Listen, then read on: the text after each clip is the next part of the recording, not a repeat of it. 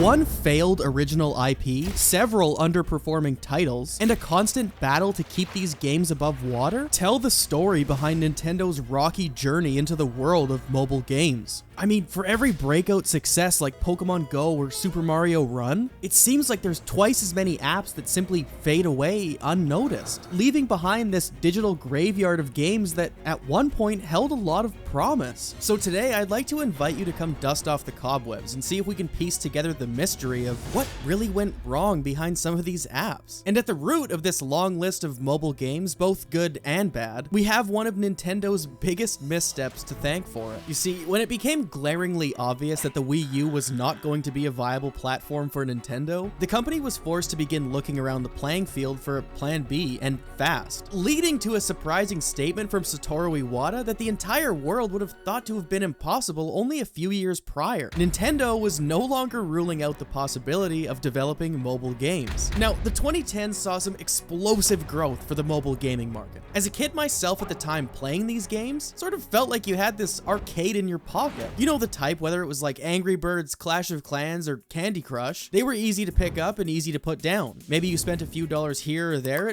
it felt very casual from a player's perspective. But on the inside, for these franchises, it was an absolute gold rush. Seeing the mobile game market grow from a $9 billion market in 2012 to a $41 billion market by 2016. And while firsthand we got to watch these franchises explode into the mainstream, Nintendo just sort of sat there and watched with us.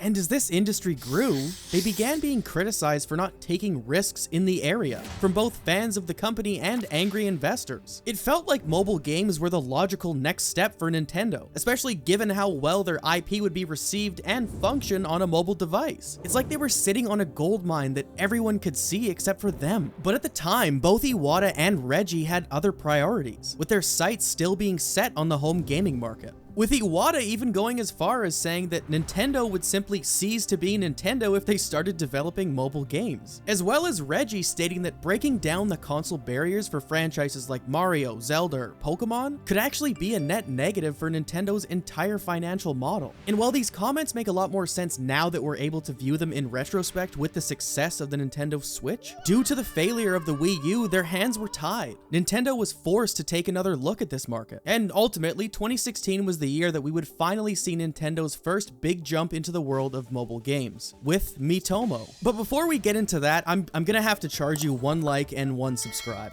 Now, I don't make the rules here, I just enforce them, and that's the toll to keep the video going. So now that you've done that, let's dive in. First announced October 25th, 2015, Miitomo was described as an app that would turn communication among friends into a form of play. And I guess that's what it did. Kind of. Miitomo sort of stood at the crossroads of like being a social network and also trying to be a game. And at the heart of this experience was your me, who acts as a stand-in for yourself. The social aspect of Miitomo was gamified to some degree, aiming to have users earn the in-game currency through interaction with both the game and others on the platform, offering a feed where you could see what like your friends or the general public had to say. However, the twist with this social aspect is that each post was in the form of a response to a predetermined question generated by the app. These ranged from things like, I don't know, what are you most looking forward to right now, or what's your biggest dream in life? Through your answers and replies, you would earn coins that would then allow you to buy outfits for your me or play pachinko in hopes of grabbing a rare item. And once you've done that, besides showing off your dressed up me with me photo, there wasn't really much else going on here. But while you were still in this honeymoon phase, it's hard to say that it really mattered. It was so easy to find yourself blinded by the unique charm associated with the game. From the interface to the me expressions, the sound effects, the music. It was such a pure Nintendo product at heart. But the looming issue with Miitomo was that regardless of the high quality appearance, as time progressed, there just simply wasn't enough to keep players coming back. Rather than relying on something like a rich story or an enticing gameplay loop, the Q&A system was the center of attention. And even that part of the game was heavily polarizing. Despite resonating with a lot of people off the bat, sort of as a therapy tool to overshare things your friends never really wanted to know about you in the first place, to others, the game quickly began to feel like a stale round of Jackbox's quiplash that ran too far. Like, you've played a few rounds, you've had your laughs, and it just doesn't end. Looking back around the same time it was released, Kotaku even released an article about some of the more suspicious questions, like how often do you buy a new cell phone? Or what clothing store would you recommend? Which, I mean, seems strange, fair enough. Probably better aligning with data collection rather than sparking a genuine conversation. However, in a response, Nintendo had commented on this, stating that neither Nintendo nor any of its partners have sold or shared answer information for any other purpose than improving a user experience. So I guess who's to say, really? But in contrast to all the negativity, in some brief moments, when the player base was active and networking in Miitomo actually meant something, it was almost like there really was this genuine sense of connection to your friends or even acquaintances. While Instagram stories are a neat feature, at no point ever does social media really prompt you to share more than like your most shallow features. I don't think you'd ever ask someone that you once shared a math class in high school with what their dream in life was. Yet with Miitomo, we just had the answer. But as the rose-tinted glasses began to wear off for many, Miitomo really started to show its cracks. The nostalgic memories that many have with Miis began as early as the Wii days, whether that was creating the most outrageous looking thing that you could, or creating versions of your friends and family to play alongside in Wii Sports. Just getting on the topic of Miis in general kind of fills me with this childlike rush of excitement. So when Miitomo was released, not as a game, but also not as a social app, a lot of people felt like somehow it managed to capture both the negative from each side, in the sense that it wasn't entertaining enough to be a game, and it wasn't intuitive enough to replace any commonly used messaging platform. And that's hardly an opinion, I mean the data's there to back it up. Despite putting up these massive download numbers, the majority of users just didn't really click with the overall gameplay loop. Looking at stats shared by SurveyMonkey, the most jarring thing that they were able to show us was the drop in engagement. Miitomo was registering a weekly churn of 50%, meaning that half the users logging into Miitomo on any given week would not be returning to play it again the following week. This is information that was shared only 2 months after the initial release, foreshadowing an unsustainable future for the player base of Miitomo. But as most people began to abandon the app, something strange occurred here. And instead of turning into this digital ghost town, Miitomo revealed a unique layer of honesty among the remaining users. It genuinely became a safe place for online expression. And I mean, Nintendo did their best to revive this game with updates and collaborations. And while it never was enough to pan out in the long term, in a world where social platforms constantly scream for attention, Miitomo was this quiet safe haven. Like many of its kind, we've watched as these online communities and childhood MMOs get wiped off the face of the internet. And well, some rightfully so. At the point in time Miitomo did, this game had really become like a small little society existing within its own corner of the internet. But only 2 years after the Miitomo launch, users who were just logging in for their daily bonuses were instead met with a notification announcing the end of Miitomo was now closing in. And despite the community's best efforts, Miitomo did not get its happy ending. And on May 9th, 2018, it was gone. There is a lot more games left in this graveyard that we're going to discuss, but I wanted to spend just a little extra time focusing on Miitomo, as I felt like I at least owed the game that much. But in the years prior to Nintendo being forced to pivot into the mobile game market at the hands of the Wii U, the only exception Nintendo had ever made for mobile gaming was the limited licensing of its properties, particularly the Pokémon IP via the Pokémon Company, handing this series off to third-party developers who made games on a variety of platforms. Some of these titles were initially developed for non-mobile devices and later brought to mobile. And while these games aren't built and published by Nintendo, I'll still be including these dead licensed games, as without them, I feel like we'd be missing out on a lot of memorable titles. And just so we're clear, every time I mention a game followed by a little one of these, that will let you know that this is what I would consider to be a mainline Nintendo mobile game, either developed by Nintendo's internal development division or its closely affiliated studios. Anything else I mention without one of these, you can just go ahead and assume that the Pokémon Company licensed their IP to a third-party developer. Got it? Okay, let's continue. The Pokémon Company released their first standalone app with the digital recreation of the physical trading card game. Developed by Dire Wolf Digital, this was originally released as a browser game in 2011 before getting dedicated versions on smart devices. And with the smooth release of the TCG,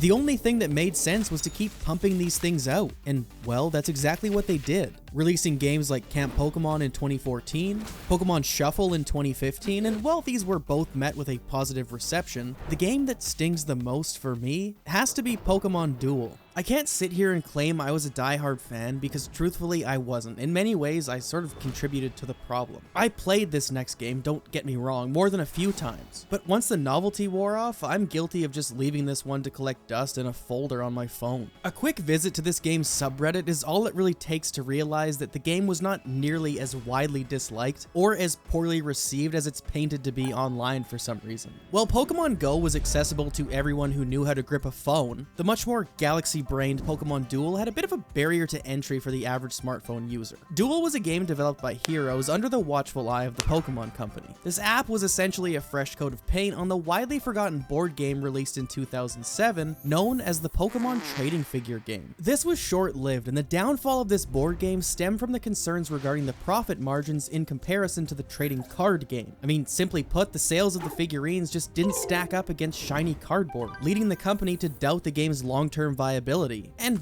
well, rightfully so, because just 2 years after its launch, the board game was discontinued due to a lack of support from the Pokemon organized play community. Yet, the concept was later revived for a mobile adaptation? So if it failed once, certainly it won't fail twice. Right? This mobile version, however, was a free-to-play digital board game. 2 players use teams of 6 Pokemon figurines and attempt to reach the goal point on the opposite side of the board, while also finding a way to prevent their opponent from doing the same. But instead of your sort of classic turn-based combat, your figurines as well as your opponents have movesets and abilities that are placed onto a wheel. From there, you both give the wheel your best spin, and wherever it lands is the move that you're forced to use. The board, however, unlike a traditional, board game board, is set up more like a relatively simple strategy game. I've seen a few people now refer to it as like Pokemon's chess-like cousin, with RNG elements tossed in for like an extra kick. It was this added layer that allowed players who enjoyed the game to spend a little bit more time discussing the in-game meta. Now, not only could you create your team to play online in multiplayer, but this game also offered quite a unique story mode. And I think it's here where I've sort of been kicking myself for not diving into what the game actually had to offer. In retrospect, it was sort of a breath of fresh air to the series. For once, it wasn't about just having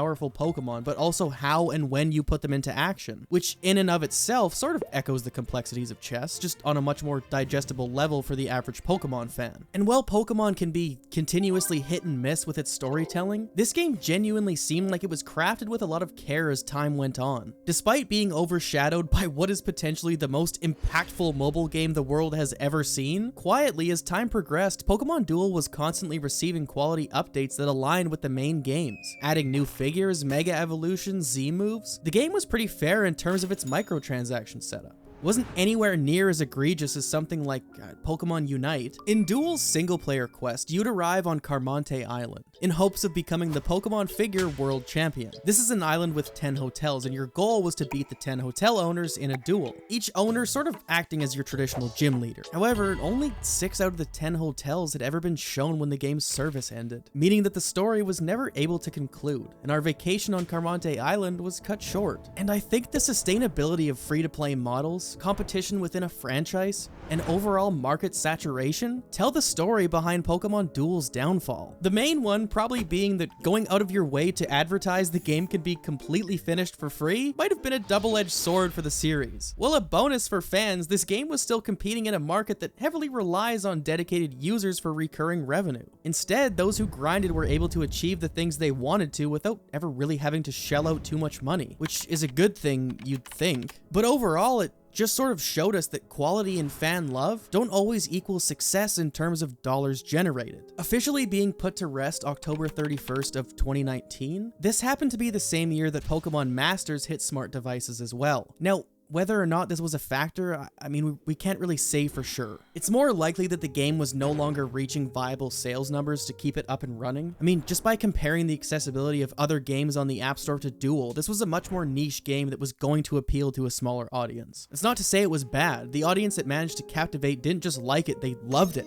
I just don't think they were big enough to support it. Revisiting the subreddit all these years later, it's always a painful experience. Like, I get it, these are mobile games, who cares? But the end of the game game wasn't just a service shutdown, it was the end of a community. And if we'd all given it the attention it deserved, who knows what it could have actually become. Pokemon Masters, on the other hand, played it safe. It stuck to the franchise's roots and paraded a roster of familiar faces, positioning itself as the much more logical companion to Pokemon Go in the App Store. Now, this is one that I'd love to hear from you on. If you played Duel, leave a comment and let me know how you felt about not only the game, but its closure as well. But that's enough about Pokemon for right now, so let's jump back into the mainline for just a moment here. Originally released on July 9th, 2019, Dr. Mario World was the second Super Mario game for mobile devices, following the original success of Super Mario Run. However, this time, Nintendo tried a different approach. This game came to us as free-to-play, but of course loaded with the typical microtransactions and gacha-style mechanics baked into it. It kept the classic Dr. Mario style of clearing viruses with capsules, but now it was all about solving puzzles with a limited number of those capsules, instead of racing against the clock.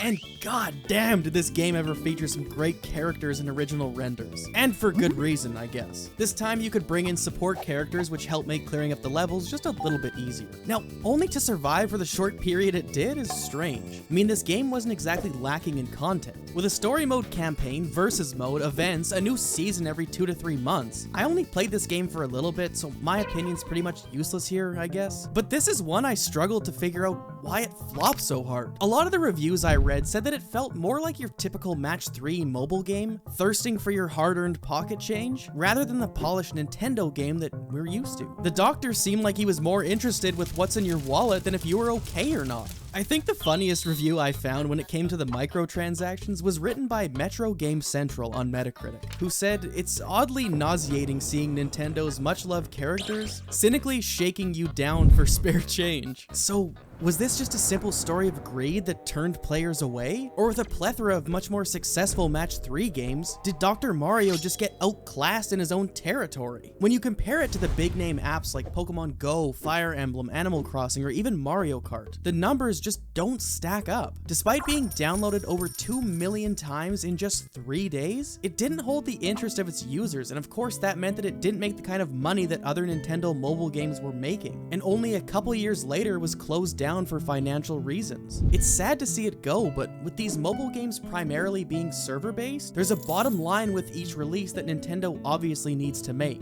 Not just to turn a profit here, but most likely to turn a Nintendo-level profit. And I think this game shutting down really brought to light the fragility of the mobile game ecosystem for fans of the series. When we see these server-based games come to an end, not only is the gameplay lost, but also any investment players made into the game. The announcement of Dr. Mario's departure was sudden, catching even the Apple App Store off guard. In a notice posted to Nintendo's website, it was stated that the game would end November 1st, 2021 at 6 AM, rendering the thing completely unplayable. I just think it'd be beneficial for games of this nature to release an offline version upon ending online services. This way, players who invested money could at the very least not completely regret their decisions. However, as a consolation, Nintendo said that they would be releasing Dr. Mario Memories, a website in which you could get facts about your gameplay, sort of like Spotify Wrapped, but for the hours and dollars you wasted playing this game. I think the quick to fire hand of Nintendo has sort of shown us that this is a company that seeks to be wanted first. It's not just mobile games, but they have a history of quickly shutting down online services, pulling products much faster than a regular company. This has been apparent with things like Flipnote Studio, the DSi shop, Mario Kart Wii Online, the list goes on here. However, if there is one silver lining that this game can't take away from us, it's Dr. Goomba Tower. Now, if the greed of Dr. Mario didn't fill you with enough disappointment, maybe the withered potential of Pokémon Quest will. Alongside the announcement of the Pokémon Let's Go series, Pokémon Quest was technically the first Pokémon game to launch on the Nintendo Switch, later being ported to smartphones. And while most of the Pokémon spin-off games are developed by third-party companies, this was one that was actually developed by Game Freak themselves, perhaps trying to rival the world of Pixelmon, or serve as like a successor to the Mystery Dungeon franchise. I mean, who really knows? Either way, Quest is a free-to-play game that sees you taking on the role of a trainer who's recently discovered Tumblecube Island, setting off on an adventure made up of a series of expeditions across the various regions of the island. You fight off hordes of enemies with your small team, collecting items along the way and until you eventually beat the boss of the area. Once you've completed the level, you're rewarded with experience points to level up your team, as well as items that can power up your Pokemon and even summon new ones, and that's essentially the main gameplay loop of Pokemon Quest. Send your Pokemon on adventures, collect ingredients and power stones, cook meals, make new Pokemon friends, gear up your team, and do it all over again.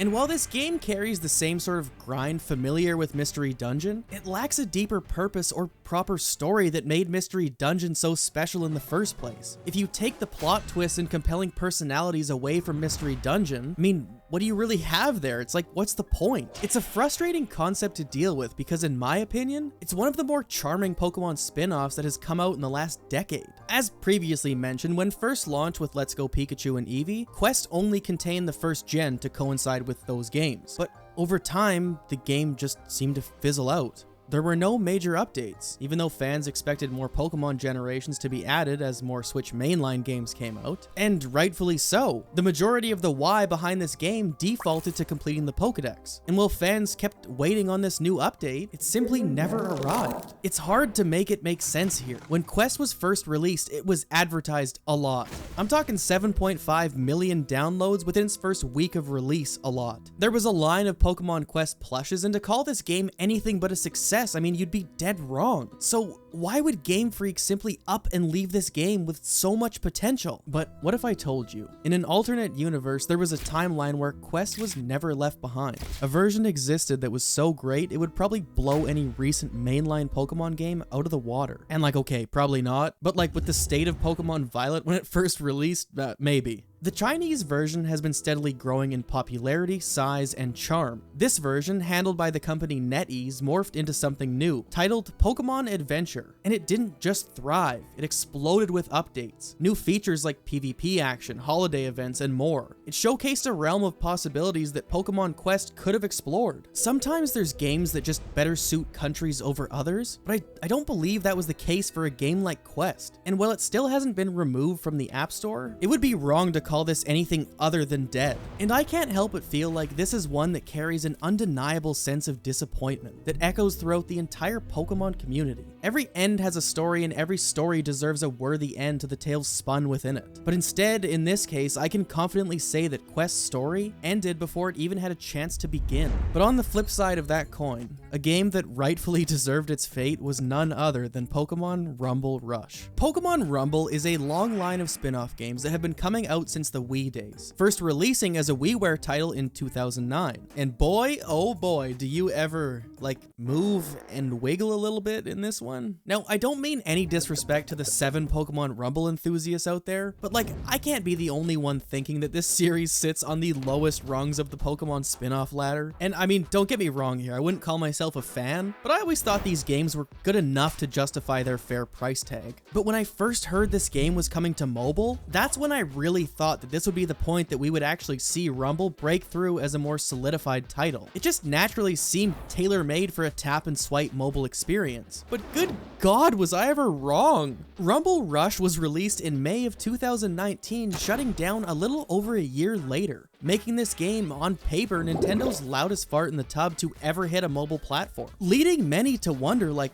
how could a title from one of Pokemon's most straightforward and accessible series plummet like this? Attempting to be the next step for the series, with the App Store already being somewhat oversaturated, Rumble Rush really didn't fill any voids at the time of its launch. This game is reminiscent of My Pokemon Ranch and those other titles made by Umbrella that fit in with the overall vibe, even bringing that same mixed-in gameplay with Mii's over to mobile phones. But for some reason, you're introduced to the world of Rumble Rush by what is maybe the most default looking ass Mii to ever grace God's green earth. Like, while the models in this game boast this silly little personality, the character of the Mii just has no business being here. But if nothing else, the monotony of the Mii character was foreshadowing the repetitive gameplay. I mean, the entire loop here is just like tapping the screen to defeat enemies, and that's pretty much it. And you didn't even have to do that if you didn't want to. There was was borderline no interaction needed from you at all. The Pokemon would automatically progress towards enemies and then also automatically attack them. Unlike other Rumble games, Rush didn't really have much of a storyline. Players were just sent to explore islands and defeat bosses. On top of that, the microtransactions just felt really out of place here. They weren't really necessary for the most part and only really served as like a pay to progress kind of system. And I think this is kind of a problem that's been boiling for a while.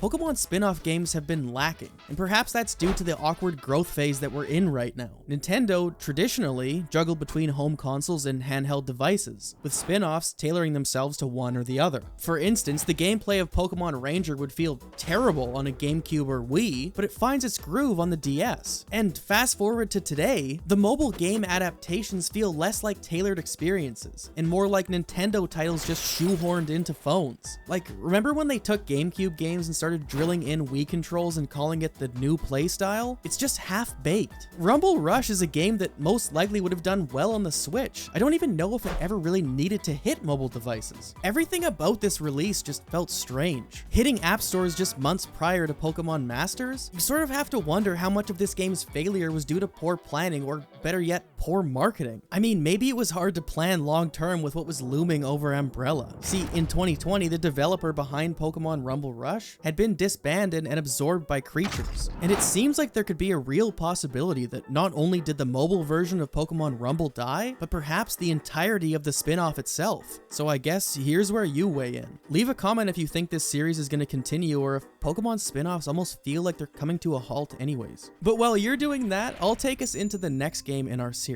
Nintendo's first and potentially last attempt at creating an original mobile IP began and ended here with the misunderstood gem of Dragalia Lost. Spun into existence by Games, of course being published by Nintendo, this was a journey that ended soon after it begun, releasing in September of 2018 and being discontinued in November of 2022. Now, with 4 years on the App Store under its belt, a great narrative, and what many have considered to be rather seamless gameplay for a mobile game, in retrospect, it's hard to feel like Dragalia Lost did anything wrong here. This game roped you in with what's considered to be a pretty captivating campaign. The characters were lively, each with their own unique story. I'm not a fan of like gacha games at all, but with that being said, I mean, isn't this pretty much everything that you'd hope to see in a successful gacha game? One of the biggest draws it had going for itself was the co-op gameplay. In a way, I guess the best way to describe that feature would be something like a pocket-sized version of Monster Hunter. Now, comparing it to other games within its genre, Dragalia was like the cool uncle of the App Store that loaded you up with summoning resources and high-tier characters just for playing through the campaign, making the overall experience less of a grind and more of like a well-paced stroll. This meant that spending money would make the game easier, but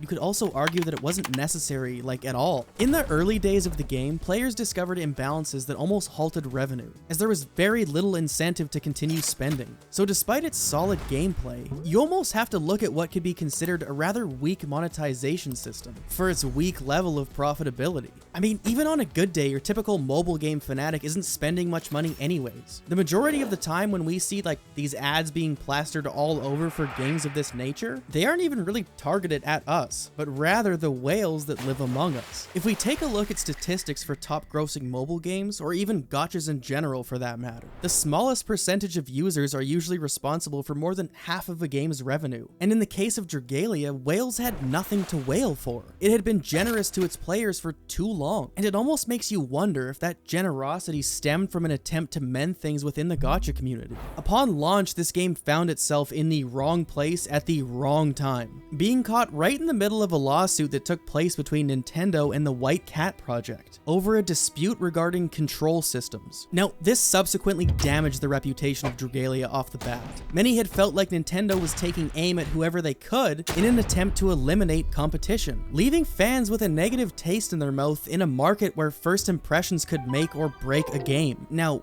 was Dragalia to blame for any of this? Not really. But once the court of public opinion had pointed the finger, it was already too late. However, given that this game always felt more like a game itself rather than a mobile gacha, I still struggle to understand why this game was just completely discontinued. The Switch could have been a safe resting place for a potential offline version of Dragalia Lost, opening doors to a whole new player base and leaving an opportunity for a revival if it performed well. But instead, once again, here we are, just sort of wondering what if. Now, as the years continue to pass by, by, less and less of these games seem to be making their way to us. As we've seen, even some of the more popular and well-received titles are beginning to meet the end of their lifespan. And I can't help but wonder, like, where do we really go from here? Do spin-off games have a place in the current era of Nintendo? We've seen this company take their foot off the gas in the sector of mobile games for quite some time now, and the data is there to reflect that. A quick Google search turns up a Bloomberg report that indicated Nintendo had been underwhelmed by the financial performance of its mobile games. Therefore, allegedly, as of 2020, the company had decided that they'd be taking a step back from this market, shifting their focus towards the home console business, which has obviously worked out well. And while it was a fun saga in Nintendo history, if you ask me, it leaves a lot to be desired. I'd be lying if I didn't still want to see some of the smaller and more interesting IPs like WarioWare or Rhythm Heaven get their own mobile release. Maybe even like Brain Age, but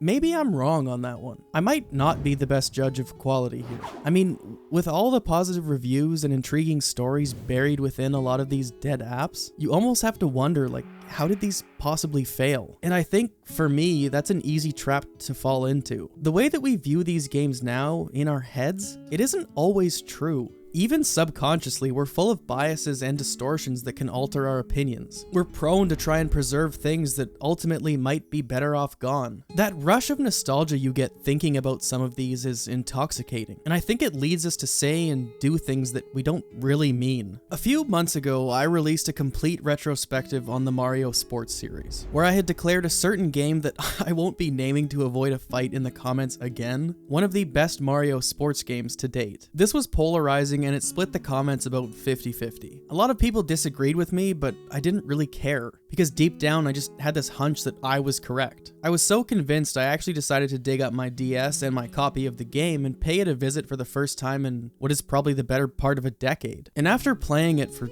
30 to 45 minutes, I realized, I mean, yeah, the game's okay, but I certainly didn't feel like playing it further. But by cracking open my DS and diving in, suddenly I was 6 years old again, bundled up in my winter jacket, clinging to my DS in the back of my dad's truck. And for a moment, it's like everything was just fine. By bringing this up, I don't mean that if you genuinely enjoyed Pokemon Duel or Dr. Mario World that you're wrong for it in any way, but I think it's at least worth questioning your own opinion. Looking at some of the successful Nintendo mobile apps with massive download numbers generating bigger and better sales numbers, I have to pose the question, like, what actually makes a game, or even in this case, a mobile game, successful? Is it the dollars generated via microtransactions? Or is it the memories that it creates and the sense of community that it's able to foster? I haven't once thought about a lot of these apps since the day their doors closed, but I rarely go a month without at least thinking about those late days on Miitomo. And maybe there's something to be said for that. And if you've actually stayed and you've made it to this part in the video, let's pick a sleeper phrase that you can comment and I can know who made it to the end. And for this video, let's go for like, let's say Pokemon Rumble deserved its fate. And then I'll know and I can say thanks to you for actually watching. And yeah, subscribe, like, algorithm stuff, and I'll see you in the next one.